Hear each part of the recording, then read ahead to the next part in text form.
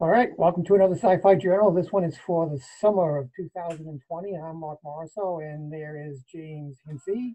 We're Hello. doing this via Hello. Zoom, and we're also doing this as part of the Connected Community Convention. So for the last couple of hours, we met up with a couple of sci-fi Star Trek fans. We had a nice chance Yep. to speak with them.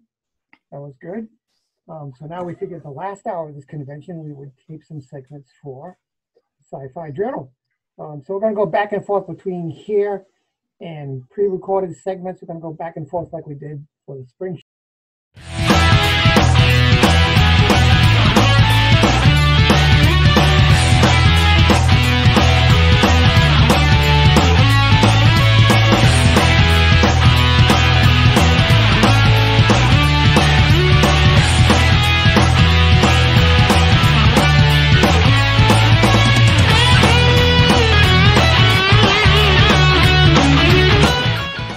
Here we go. Tube news for the summer of 2020. Artemis Fowl. The movie has been released on Disney Plus. The film was supposed to be Disney's big summer film, but it was canceled due to the COVID-19 pandemic. They had toys and all sorts of stuff put out for it. Unfortunately, it received really bad reviews, James. It only got a 10% on Rotten Tomatoes. Only 10%? 10%. That was it. Yep. Oh my. So, and the reviewers said that fans of the book series, there are 8 books in this particular series. Right. The fans of the series will be very disappointed because it hardly followed the books, and it pretty much changed the main character. So all this hope of a big blockbuster movie just didn't happen, unfortunately, for Disney. So Artemis Fowl, I mean, if you have Disney Plus and you still want to check it out, I guess it's good for the special effects, but beyond that, it is nothing like the books that some people know and love.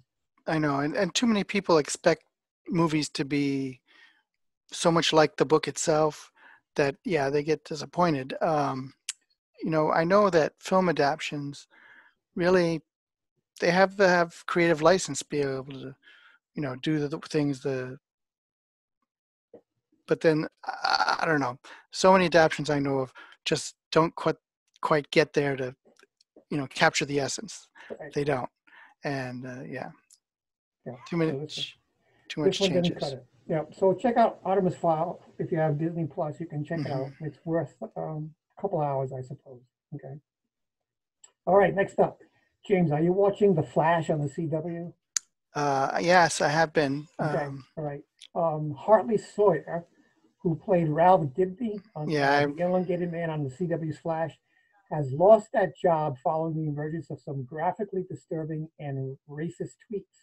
Yes. There's no news about whether this character will be replaced by another actor or just written out of the show.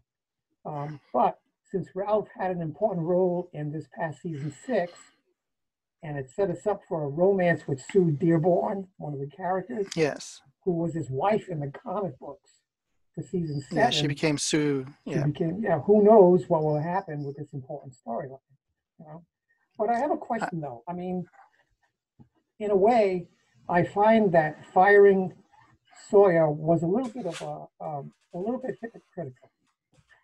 If the show can write Ralph as a character who goes from being a selfish, conniving thief to a well-respected detective and superhero, where's the forgiveness for Hartley Sawyer, who admits that the tweets were wrong and has apologized for them and has pretty much become a different person than the person who wrote those tweets all those years ago? I mean, is there any room for forgiveness these days? I think the producers of The Flash were very hypocritical in just going so quick, this knee-jerk reaction. Oh, you did some tweets from 10 years ago and they were very bad, but we're not going to give you a chance to say I'm sorry or apologize for them or make up for it.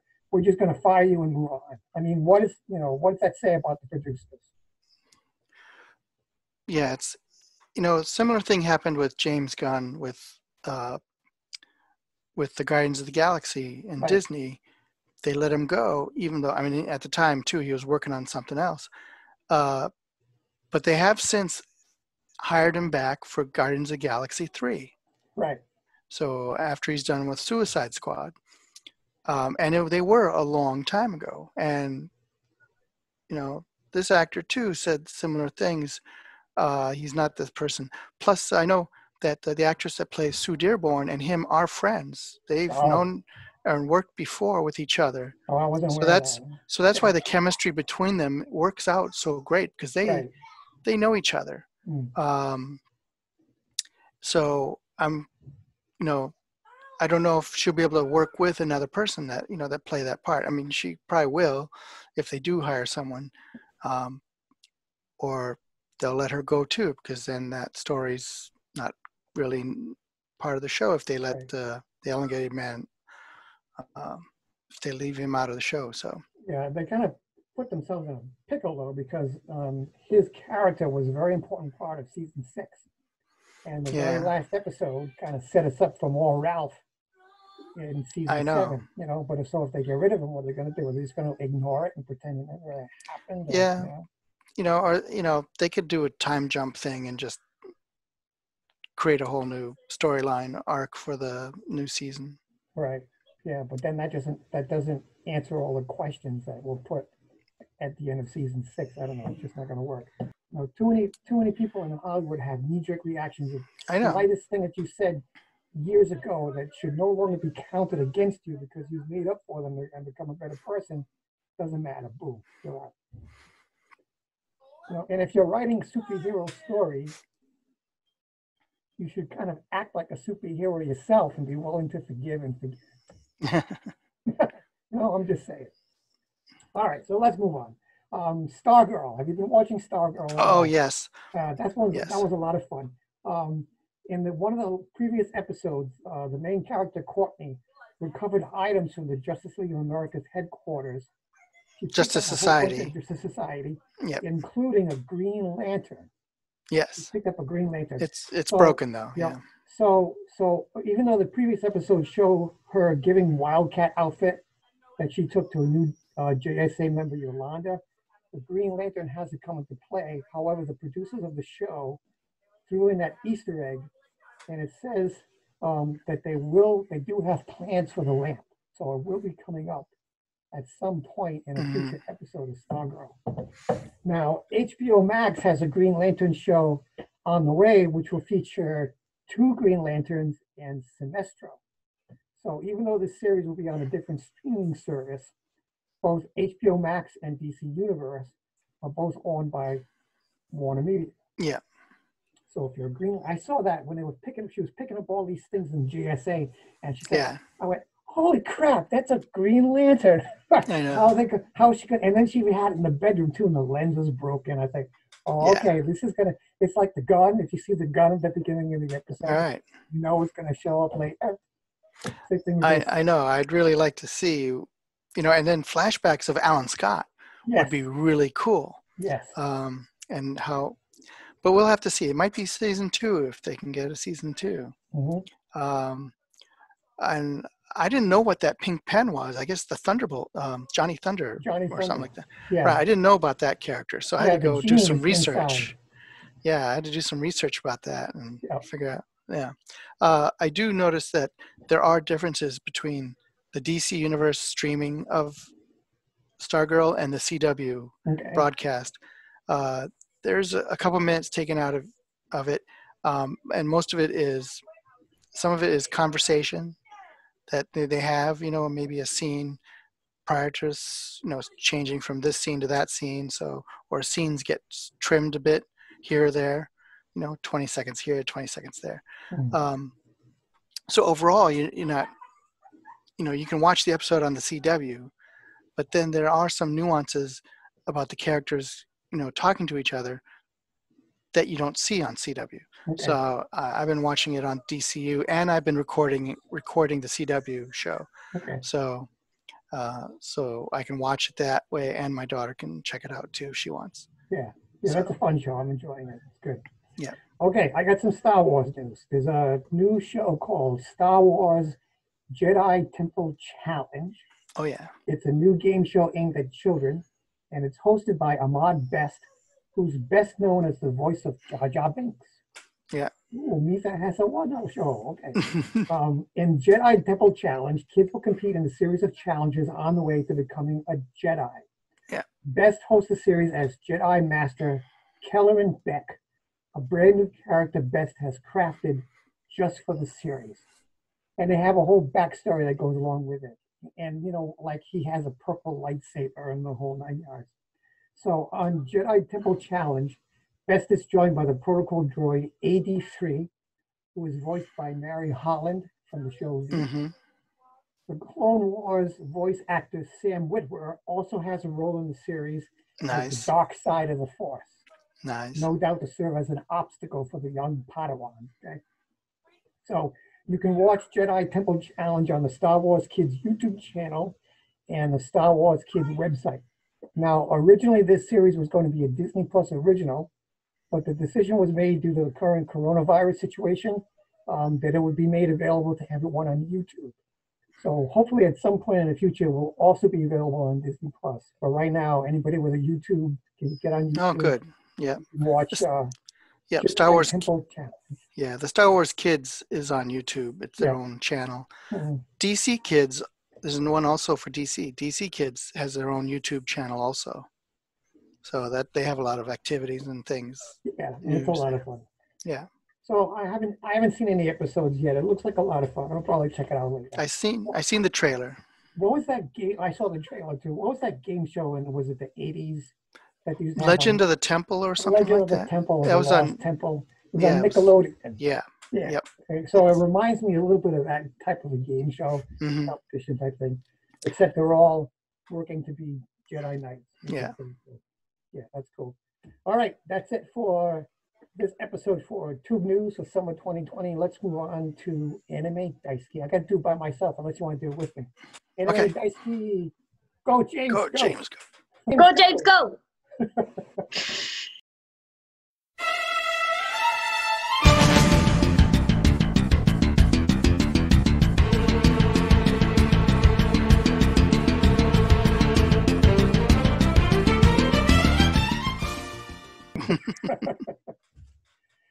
Okay, now we also have, you might have noticed in the box Yeah. saying Anime Daisuke because you have pictures to show us along with the information. So what do you got for us this fun?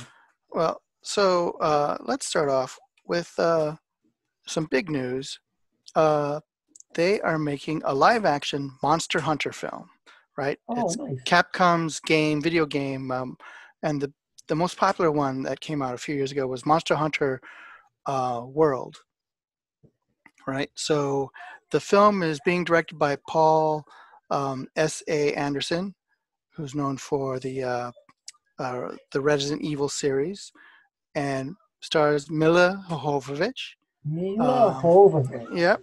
Also, Tony Jaa from the Ong Bak martial arts film series. Okay. Ron Perlman. We all love Ron Perlman. He can play anything. Yep. Who else? T.I. Harris from Ant-Man, and Diego Boneta, and Hirona Yamazaki. Oh, so they got some big stars. Yeah. So let's see. So it's going to be from Sony Pictures and Toho, and it's supposed to open September 4th. So we'll see if that happens this September, if we can get the Monster Hunter film in theaters. All right. So as you can see here, here's a picture from the film with Mila, and she's got a sling on her forearm there, which is from the new game, the new version of the game. And her character, Lieutenant Artemis, is a new character created for the film. Okay. So, it'll be interesting to see. I don't really know much about the game other than that people are hunting monsters, dinosaurs, things like that. Makes sense to me. Yep. And does it take place on Earth or a different planet? Do we know? I don't know. Okay. And here's another picture of them running through, looks like a desert. Yep. And they got their weapons. So, it'll be interesting to see, another video game converted into a live action film. Yeah, those are always hit or miss. They're either very, very good or they really suck. Yeah. The next thing I have here they've launched a Star Blazers manga. So you can check this out. Ryuko Azuma launched Uchu Senkan Yamato Next, Star Blazers Lambda. Wait, I can't read it. It's in Japanese. Yes, but it's from Kadokawa's Comic New Type manga website. So you can, the first 2 chapters of the manga launched with a total of 100 pages. So that's something you can check out, hopefully new stories for Star Blazers. Those are the ones you read from right to left. Yeah. And I really hope, I've just watched 2199 and 2202, yep, the animated series for the new Star Blazers. I really hope they do another one, like another 3rd season, 2205 or something like that. I don't know if they're going to get to it, but I'm looking forward to, maybe that happening. The next thing, The Promised Neverland. It's an anime series that was that aired on Toonami, and it's been in Japan. Season 1 so far. Season 2 is coming, and but it's been delayed.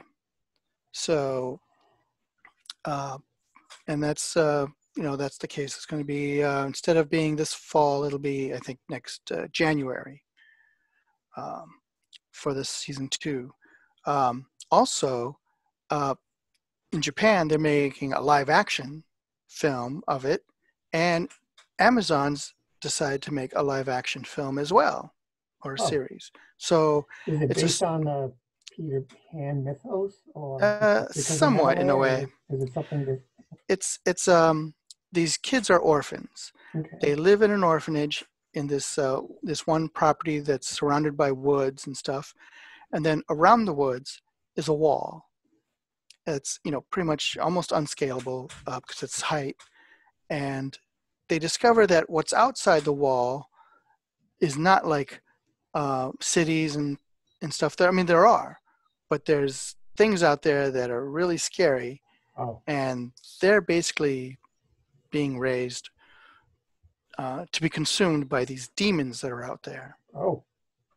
So they decide to escape, and these kids are young, but they're smart. They're the smartest kids probably,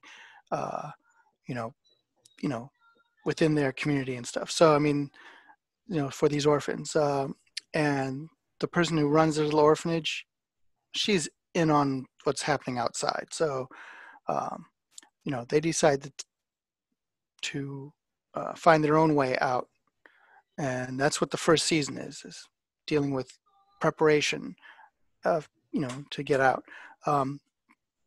And hopefully, and then the second season would be continuing that story. And the manga itself is ending soon. So the manga is getting to the climax of the story right now as we speak.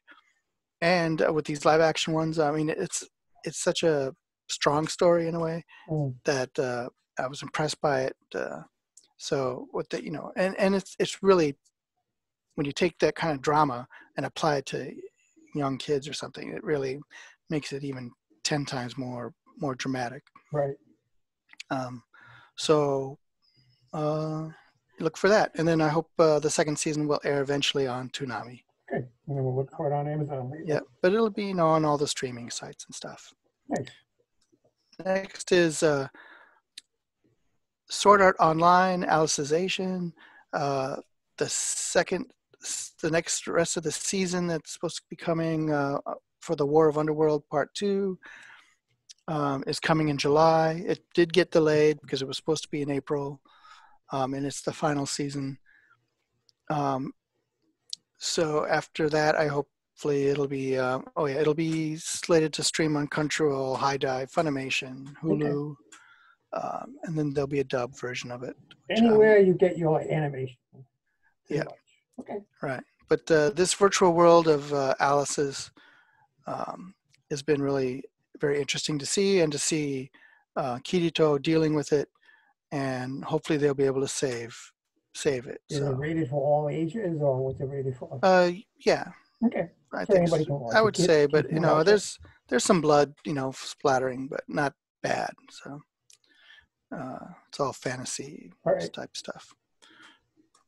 Next, So, right, it was supposed to be this November. I know Godzilla these versus King guys. Kong. It got delayed again. It did. Yeah. So but to May 20. So actually, the whole Warner Brothers and Legendary lineup has been delayed. Right. So, but now instead of November, it'll be May 22nd, 2021. Yeah. You know why? Because this is one of those movies that you really have to see in the theater. You can't just stream it. It's just not going to work. No. Right. You know, Right. And you have to see like a 40-foot tall, big ass thing. Okay. Oh, we got somebody coming in here. no, that's more like 400 feet now. 400 feet. Yeah, these are like 400 feet Yep. tall. Oh, hey, it's Kalia. It's Kalia. Yes. So we'll see. Hi, Kalia.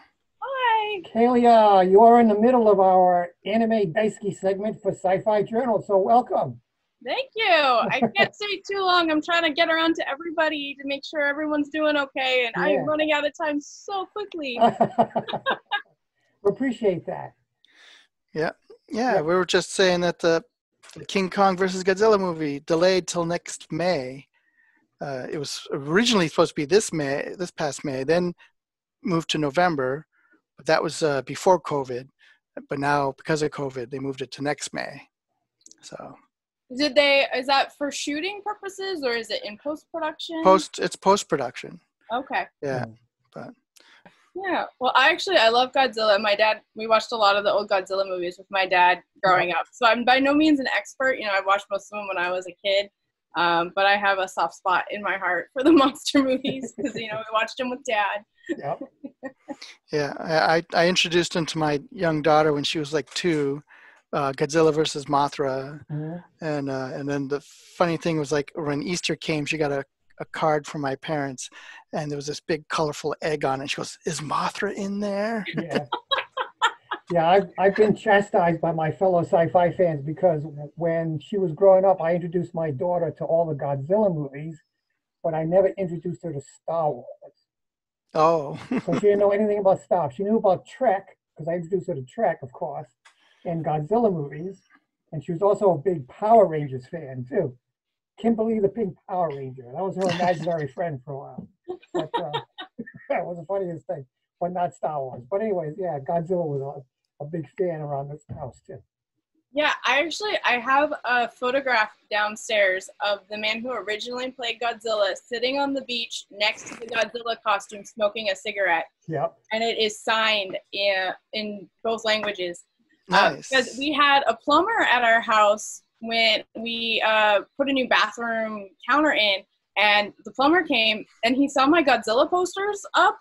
And he goes, "I have to go." And he left and came back and goes, "I have this thing." And I was like, "Oh my God." Mm-hmm. And he goes, "You can have it. I don't really want it." I was like, "What?" I'm like, "That's not one of my prized possessions." Yeah. Nice. Very nice. So that was, it was one of those things. Because I think actually he originally saw it and asked my husband, like, "Oh, are you a Godzilla fan?" And Jay goes, "No, that's my wife." What have you thought about the newer Godzilla movies that have just come out? I love the new Legendary ones. I think they really did a great job with both Godzilla and King Kong. And King of the Monsters, I think, could have added another 10 minutes more, because I think there could have been more Mothra in that.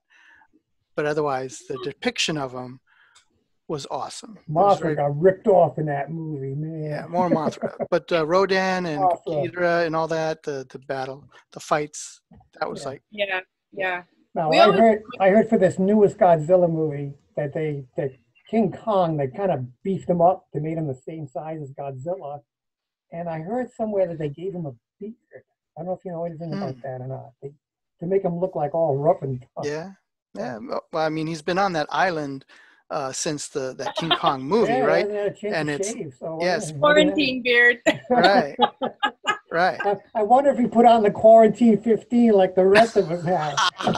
I've been saying that the 19 after COVID is the weight we've all been putting on. Yeah.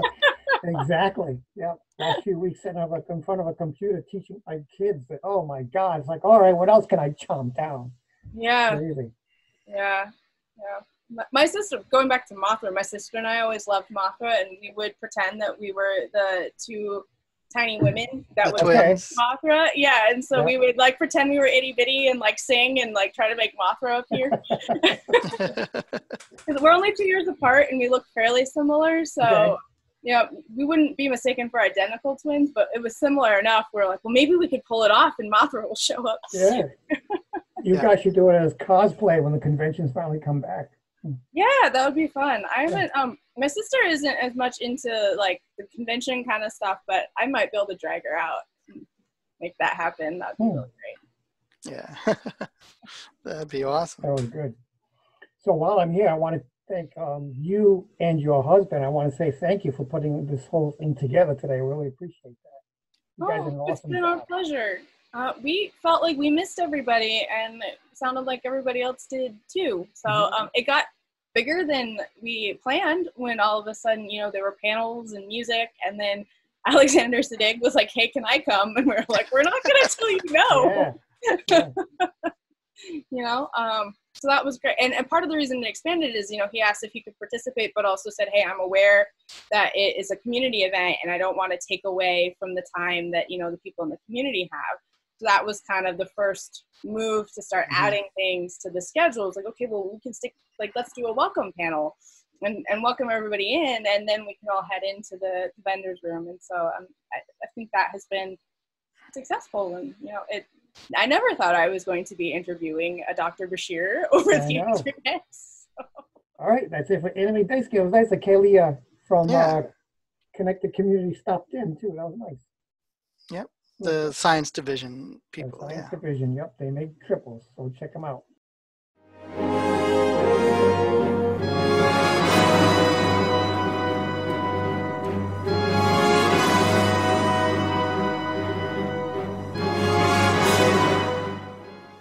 I was getting spun around in a blender there for a minute, but it's all good. Sorry. So as far as movie news, I got to be honest, there's not a whole lot. So what I'm going to talk about is like some specific highlights about some information that's kind of come out in the industry lately. Michael Keaton is probably going to be reprising the role of Batman. I know they're at least in talks for it. It's not entirely confirmed yet, but for the upcoming Flash movie for the DC Extended Universe, which is pretty cool. You know, it'd be great to see him back in the costume. You know, he was pretty much the original Batman for the movies, and you know, I think it'll be a great time for him to get back into it. Two things to say about that. One, I'm glad that Michael Keaton is returning as Batman because I thought his Batman was always the best version. But two, why is there going to be a Flash movie to begin with? This project has had fits and starts from the beginning, and at one point I just thought it was better just not even bother, throw it away, and start all over again. It's kind of like the DC's version of the Expendables at this point. Right. There's like too many people.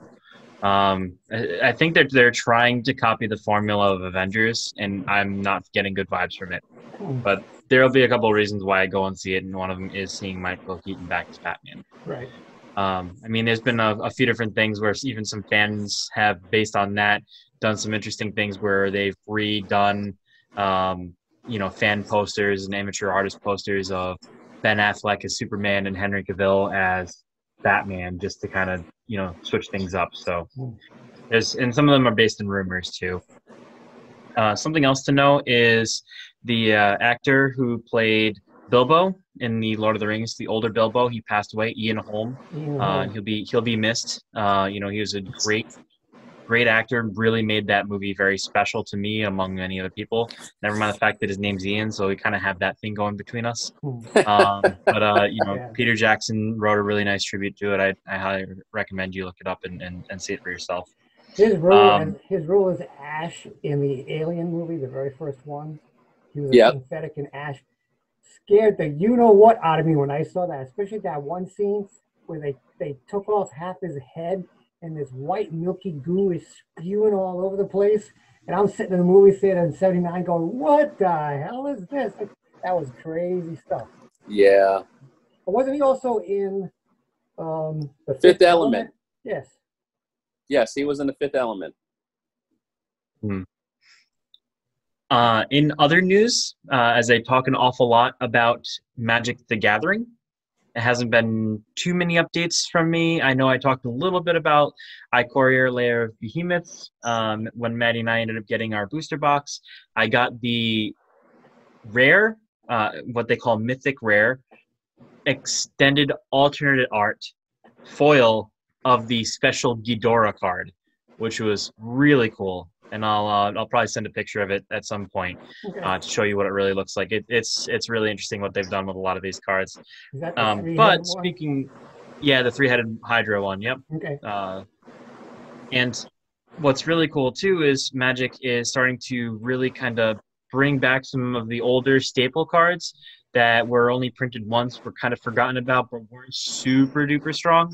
They're starting to reprint them and make them come out in the next set of Magic called Magic 21 for the next core set, set to release on July 3rd. So we're pretty excited for that one as well. That's about the majority of what I have right now. If Calvin doesn't end up covering some things, I might end up jumping in later in the show. But for now, I'm going to pass it over to Calvin Watts the third to talk through the segment Game Over.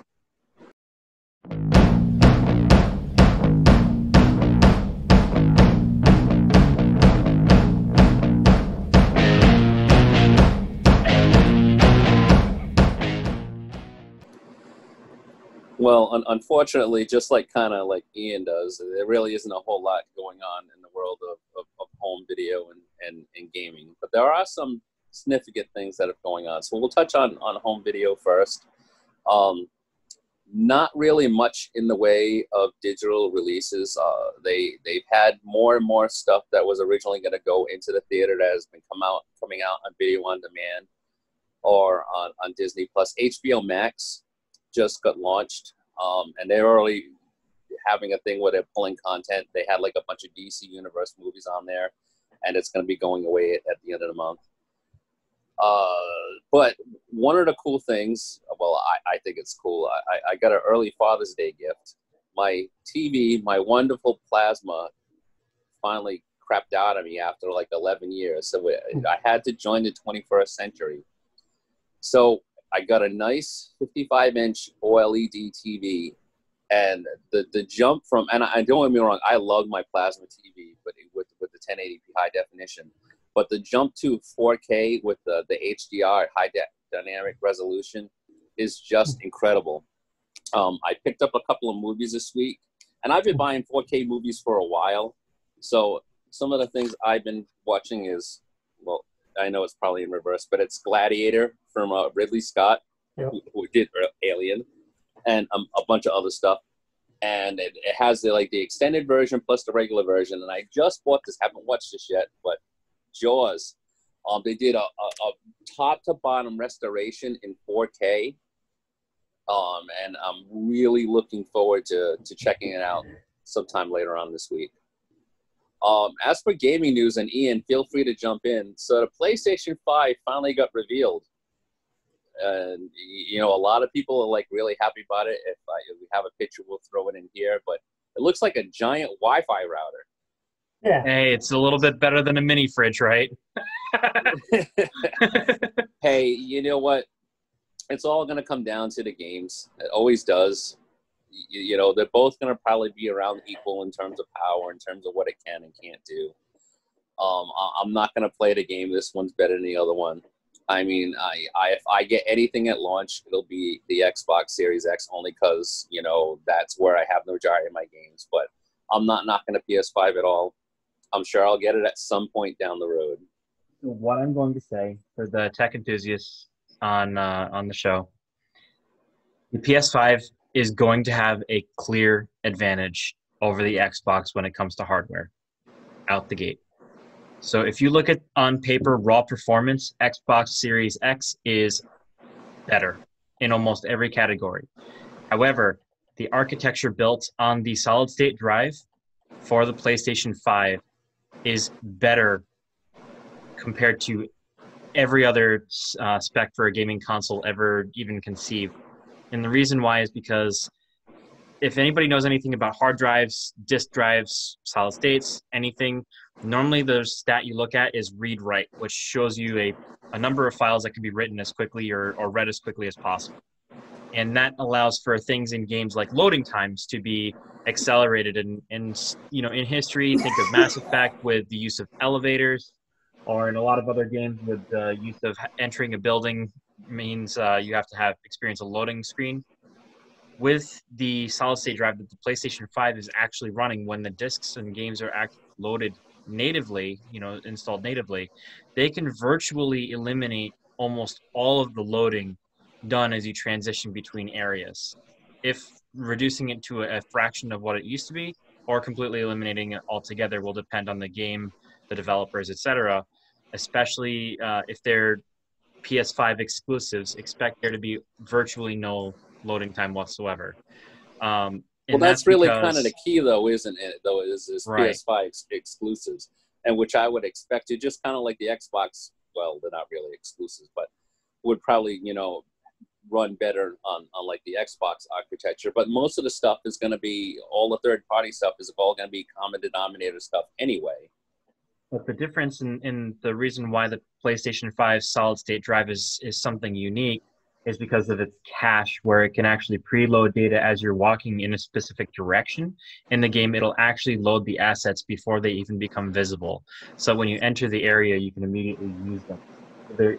Unless you're going at such a speed by breaking the game that you end up going through an area faster than the game can possibly load it, it's going to be a unique situation for anybody involved. Whereas on the Xbox, regardless of the performance, they're still trying to render in the same kind of texture filters, the same kind of engines on the background, because there's Unigine 5, etc., that are coming through with these impressive feature sets. They're all going to be, the developers are going to be all building off of them, Microsoft in-house or not.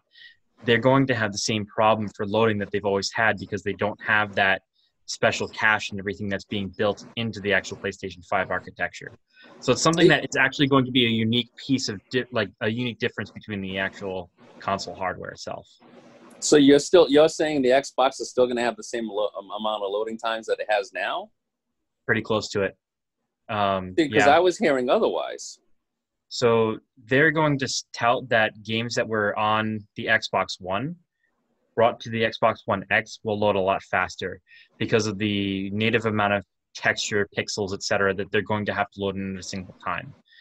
The difference is that the actual caching done on the hard drive itself, where they're going to be loading everything directly into the graphics card, isn't going to be anything special. There's nothing new to it. It has a theoretical higher input-output, but has a too small of a cache to actually load in significant amount of data before you even encounter it. So it's going to be kind of business as usual for them. Guess we'll just have to see how it goes when it comes out. Now, isn't the PS5 coming out in two versions? There's one with drive and one without? That is correct. Okay. So yeah, the cheaper version will be digital only. One of the things that people are a little bit worried about is, unlike the Xbox, whereas if you buy something either digitally or on a physical disc, and they're talking about with the new system, you'll be able to upgrade with pretty much no problem. Whereas with the PlayStation, unless you buy like the digital version of a game from like the get-go, if you end up buying like a PS4 disc version, you can't upgrade it to the PS5 if you have the digital version. You understand what I'm saying? That's right. Just one of the little quirks that they have going on.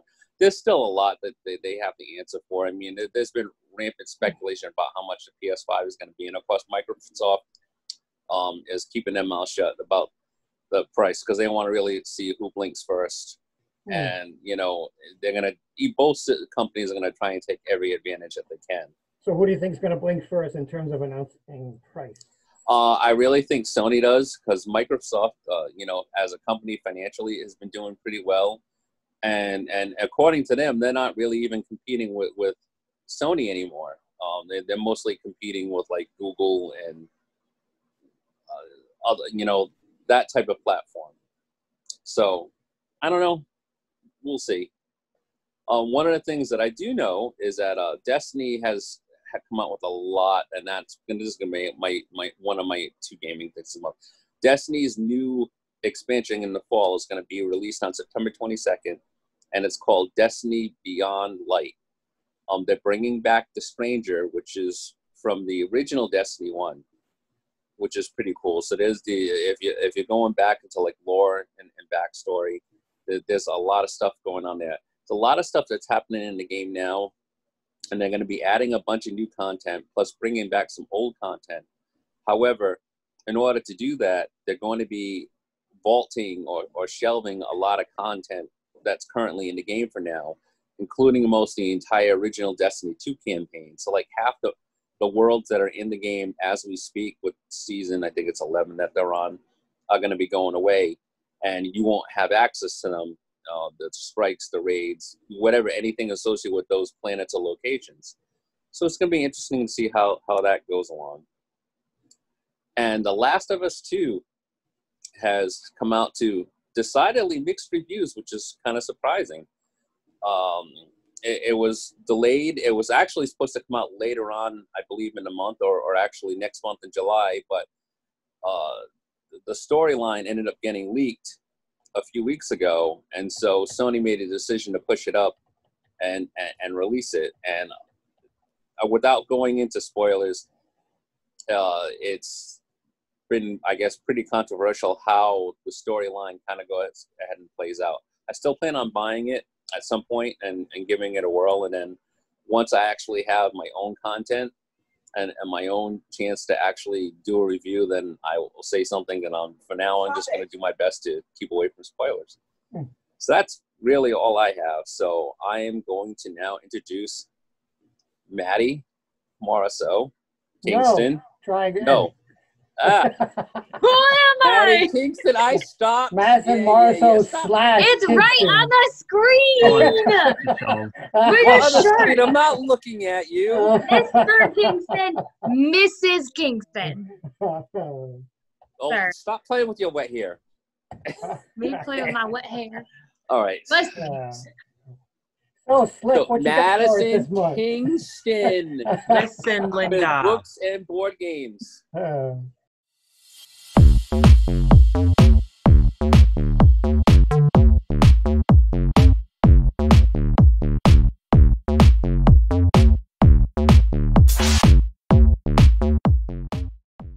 Thank you. So in terms of board games, I haven't really seen anything new being released into stores. That seems interesting. I'm going to be flipping my hair the whole time and you're going to get over it. Anyway, I haven't seen anything interesting in stores. There was a Kickstarter that was just started that I thought was pretty interesting. So I know a lot of people, I think everybody who buys board games in general can relate to the point where you get a new cabinet for your board games and you're super excited and you're thinking, oh, I can get all these board games. And so you buy a ton of them and then you go to put them and then you realize you can only fit a quarter of what you actually bought. So the game Shelfie Stacker is based off of that chaos. So they describe it as, at first it starts innocently. You get Ticket to Ride, maybe Catan or Carcassonne, then go deeper and deeper. And soon you realize there's barely any shelf space left and a whole truck of Kickstarter games is heading your way. Shelfie Stacker is a game themed after this entire problem. It's been designed by Shem Phillips. You might know them from the West Kingdom and North Sea board games as well. So essentially it's a dice game that's performed over 7 rounds. So you and your friends choose a character card and get about 4 colors of dice. And so what happens is each character card has their own goals and their own abilities to do things. And so your job is to try and create as many stacks of organized board games as you can. They're stacked by 4 colors and they're numbers 1 through 6. They have different shapes as well. So essentially you play the 7 rounds, everybody goes around, takes their turns. And so one character might have the goal of you need to stack 7 of one color. You need to stack as however many as you can of this certain shape of board game, that type of thing. You go 7 rounds and then you add up your points at the end to see who was the best. So it looks pretty cute. I mean, it's a simple game. It just got its Kickstarter on June 12th, so it is pretty brand new. But it looks really cute and interesting. I love that we're chatting as we're filming too. The conversations are great. So Next, in terms of books, lovely gentlemen who I'm filming with and are giggling as I'm talking. As we're filming, the newest installment in the Hunger Games series has been released. It's The Ballad of Songbirds and Snakes. The thing that's snake impression.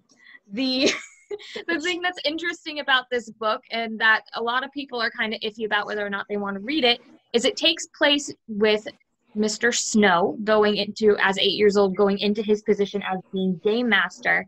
However, this is only in the 10th Hunger Games. So this is very early on compared to where you jump in the original series. And it's all about how Mr. Snow goes from being this innocent 18-year-old to the maniacal leader that we're all familiar with. So I'm very curious. I have it here. I haven't started reading it yet, but I am very curious to see how that story goes.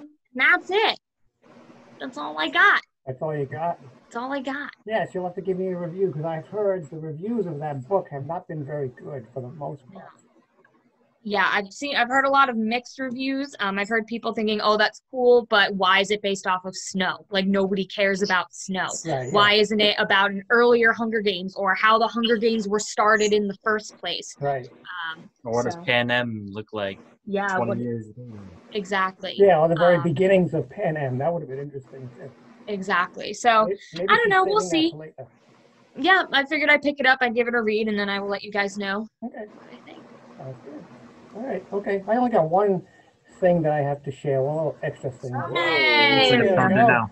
Yep. All right. So they were supposed to do Free Comic Book Day on May 2nd, but now they've decided to do Free Comic Book Summer, which is going to run from July 15th to September 9th. And what they're going to do is they're going to be releasing 5 titles at a time instead of all the titles at once for one day.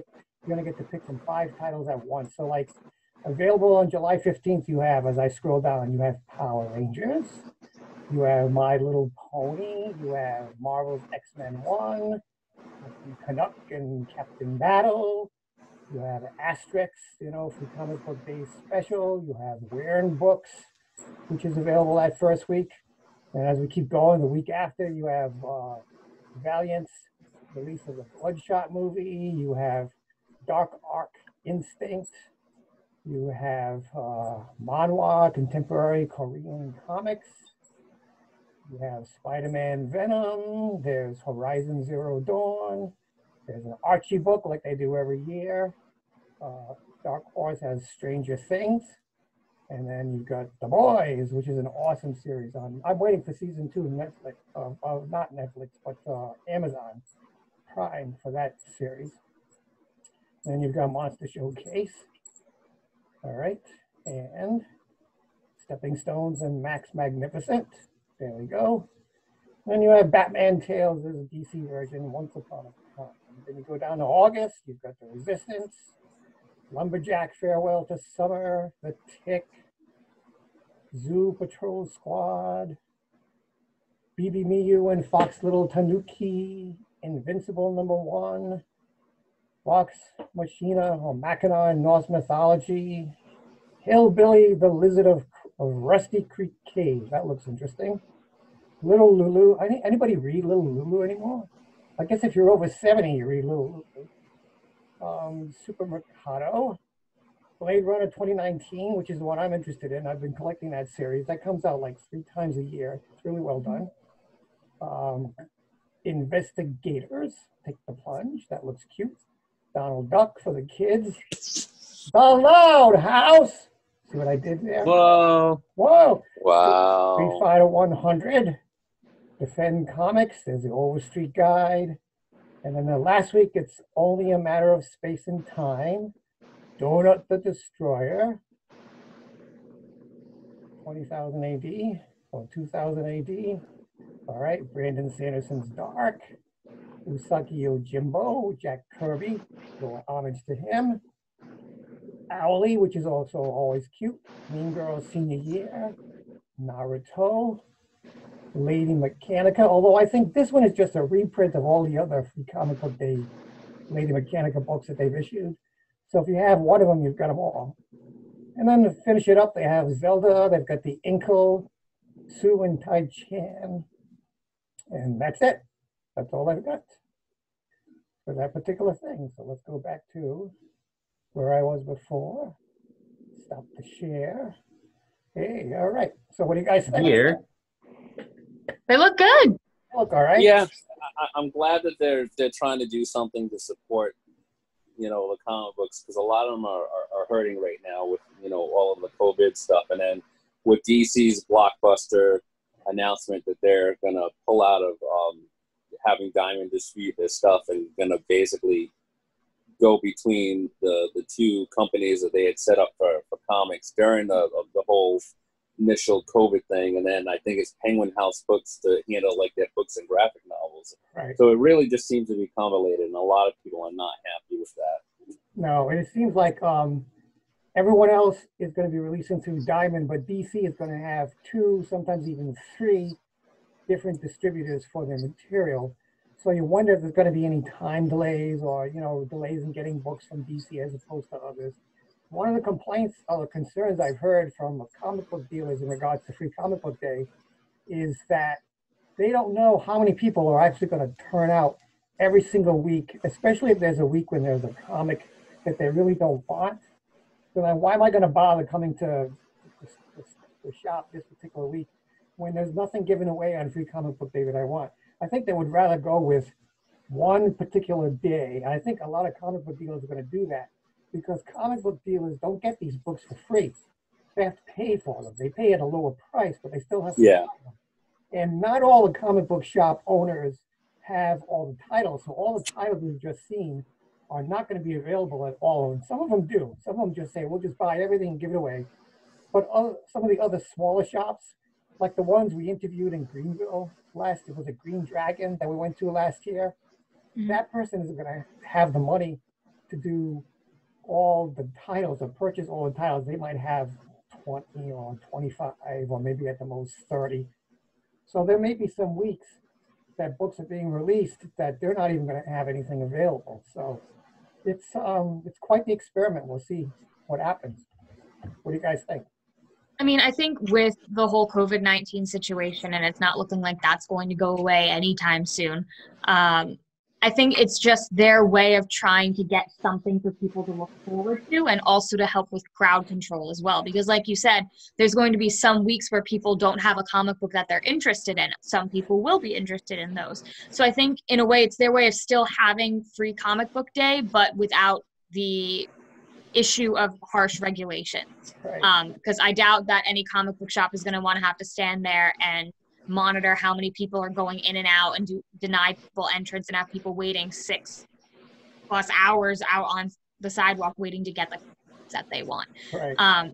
So I think in that sense, it's a good idea. I know that people might be frustrated, and some smaller shops might be frustrated with that.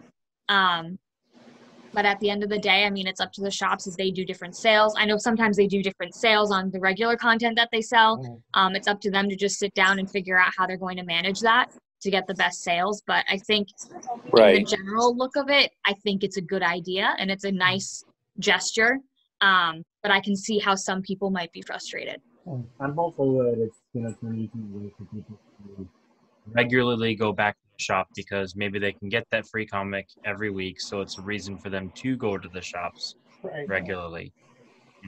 That's really my hope for it. How it's going to play out, it remains to be seen. I'm skeptical, but we'll see.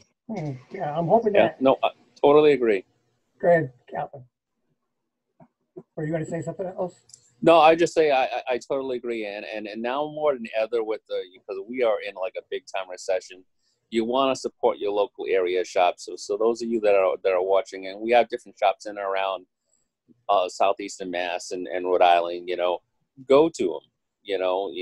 Try and spend a little bit of money here and there, and help support them and keep them open. We have some really, really great businesses. And really great comic shops and comic shop owners, and you really want to support them. Yep, absolutely. Yeah, and I've already told the owner of the local shop that I go to that whatever he decides to do, let us know, and Sci-Fi Journal will be there to cover it. The only downside is they usually have for that one big day. They have people from the False Face Society that show up in costume, and we get to meet them every year and chit chat and stuff. But hopefully that'll happen to some aspect. It'll happen again this year, but we'll see what happens. All right, that's it for you guys as far as popcorn previews and books and board games and game over. Anything else you want to say before we leave for the summer? Because this is our summer show. We're probably not going to have another one until, I don't know, we get back into our new public access studio, because they're moving the public access studio. So we're going to be in a new spot. Yep. Sometime in the fall. That's going to be interesting. That's going to be our 4th location or 5th? At least our 4th location. Yep. So we'll see what happens. But anyways, you guys have any final wishes for our fans for the summer? Go ahead. Stay cool. Stay cool. Enjoy the outdoors. Stay dry. Well, in my case, I'm not going to stay dry, but I'm not going to speak about that. But anyways. All right. Stay cool. Be safe. Be tolerant and respectful of each other, no matter what your views are on a specific issue or idea. Listen to all the sides of the story before making a final decision. That's what I have to say to have a nice, safe summer. Yep.